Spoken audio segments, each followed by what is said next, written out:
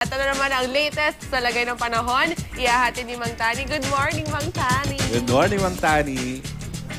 I am ready! GMA Weather. Serbisyong totoo ng GMA News.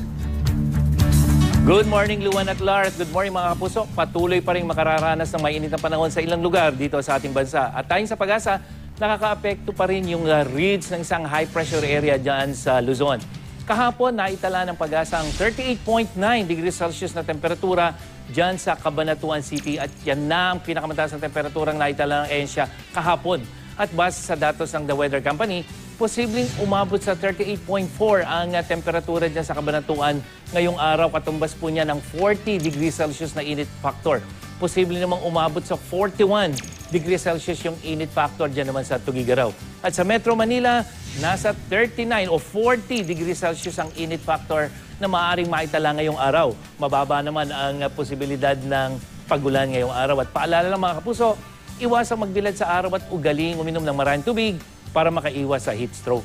Mababa rin ang posibilidad ng pagulan sa iba pang bahagi ng Luzon. Maliban dyan sa may may posibilidad din ng pagulan o pulupulong pagulan at thunderstorm dyan sa Visayas at sa malaking bahagi ng Mindanao, lalong-lalo na dyan sa may ARMM. At yan ang latest mula sa GMA Weather. Para sa iba pang weather update, bisitahin ang imready.ph at ang social media account ng imreadyph. Magplano para sigurado, I am ready.